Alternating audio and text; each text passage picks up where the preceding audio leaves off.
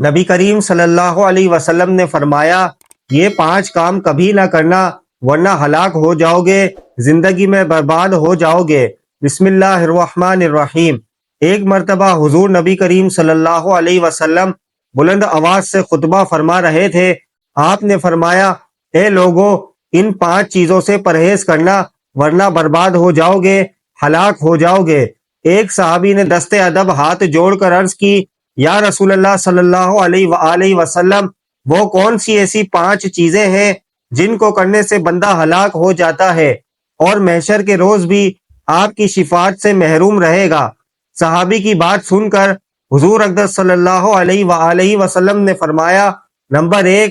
کبھی بھی کسی خاتون پر تہمت نہ لگانا، اس پر جھوٹا الزام نہ لگانا۔ حضرت عائشہ صدیقہ رضی اللہ تعالی عنہا فرماتی ہیں کہ رسول اللہ صلی اللہ علیہ وسلم اپنی بیویوں میں انصاف کے ساتھ باری مقرر کرتے، پھر فرماتے اے اللہ، یہ تو میرا کام ہے جس کا مجھے اختیار ہے، جس چیز میں تجھے اختیار ہے اور میں بے بس ہوں، اس بارے میں مجھ پر گرفت نہ کرنا۔ حدیث مسلم میں وہ عورت گو تمہاری بیوی، بہن یا ماں دور کی بات ہے، کوئی اور عورت بھی ہو، اس پر جھوٹا الزام لگاؤ گے تو اللہ تبارک و تعالی تمہیں معاف نہیں کریں گے، تمہیں برباد کر دیں گے، ہلاک کر دیں گے۔ محترم ناظرین، ہم نے بعض اوقات دیکھا ہے ایک سیدھی سادی ایماندار اور پردہ دار خاتون پر بھی الزام لگا دیا جاتا ہے، وہ اس لیے اس کے باپ یا بھائی یا کسی اور رشتہ دار نے ہمارے ساتھ زیادتی کی تھی یا تہمت لگائی تھی،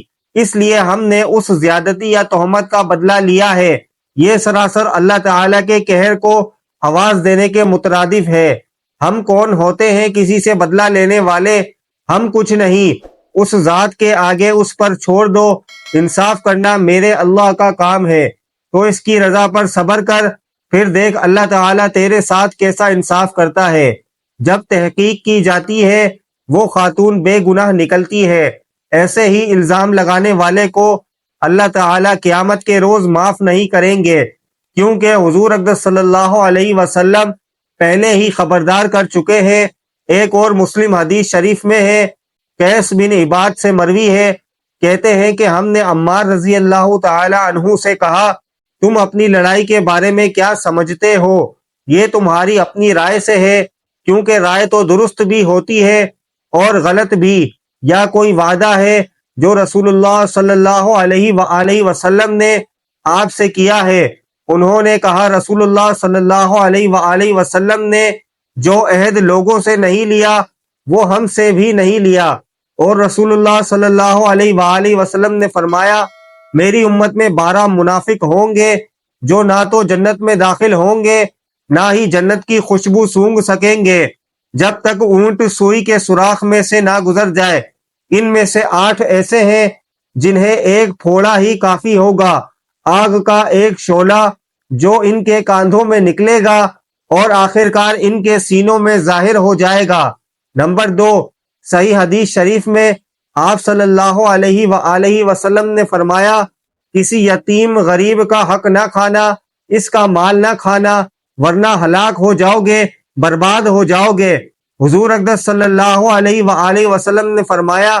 کسی غریب، یتیم یا بیوہ کا یا کسی اور کا حق مال کھایا تو قیامت کے روز میں تمہاری شفاعت نہیں کروں گا۔ ناظرین، آپ خود سوچئے، جب آپ صلی اللہ علیہ وآلہ وسلم قیامت کے روز کسی کی شفاعت نہ کرے، وہ اس دنیا میں بھی ہلاک ہو چکا ہے اور محشر کے روز تو ہلاک ہی ہوگا، بلکہ جہنم کے بڑے گھڑوں میں سے ایک گڑھے میں رہے گا،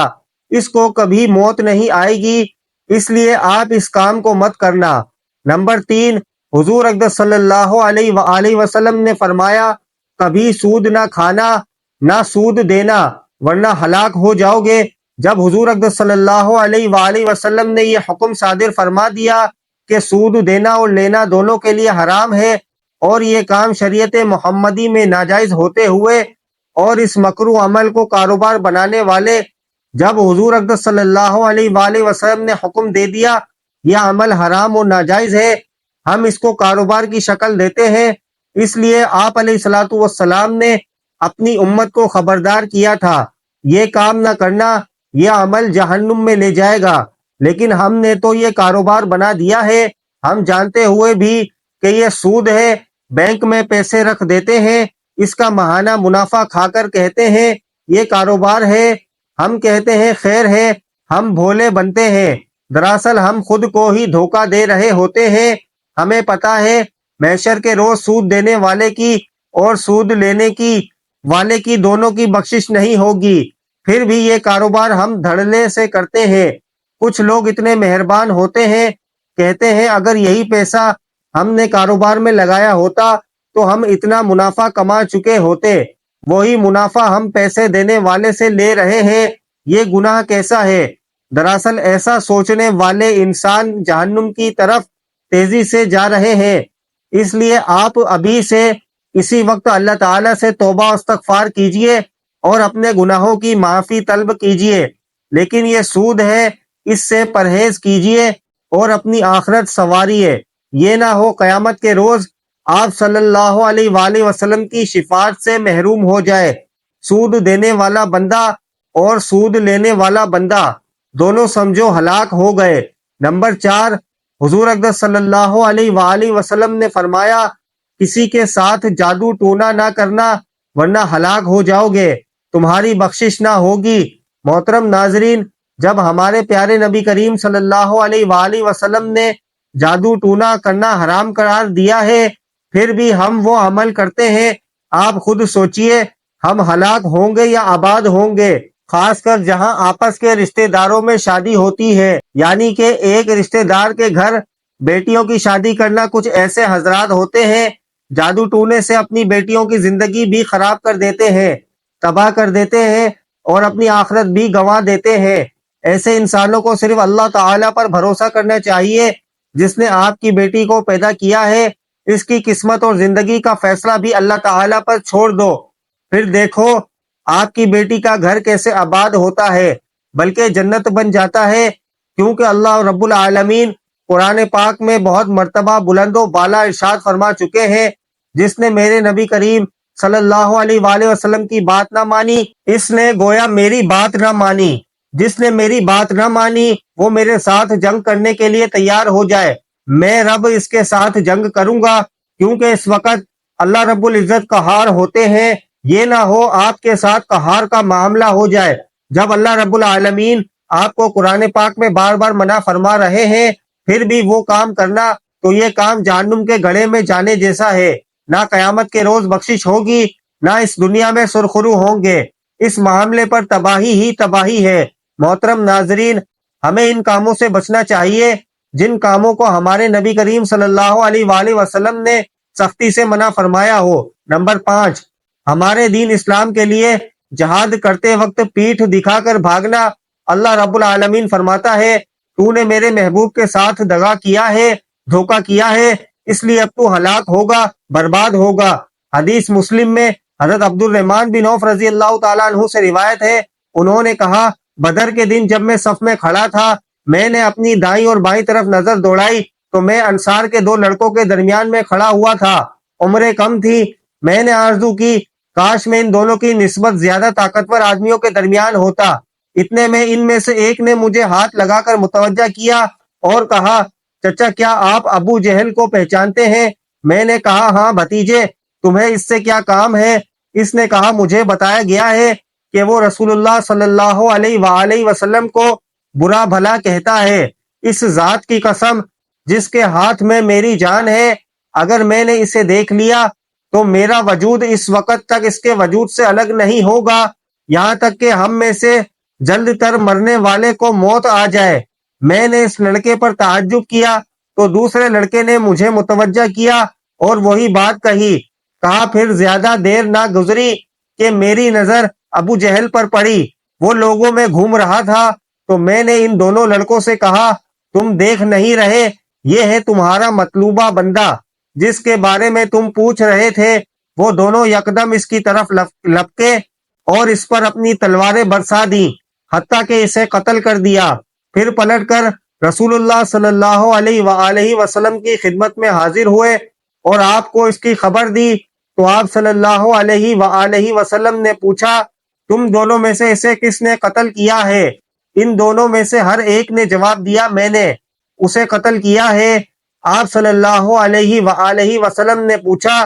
تم دونوں نے اپنی تلواریں صاف کر لی ہیں؟ انہوں نے کہا نہیں۔ آپ صلی اللہ علیہ وآلہ وسلم نے دونوں تلواریں دیکھیں اور فرمایا تم دونوں نے اسے قتل کیا ہے، اور اس کے ساز و سامان کا فیصلہ آپ نے معاذ بن عمر رضی اللہ عنہ کے حق میں دیا،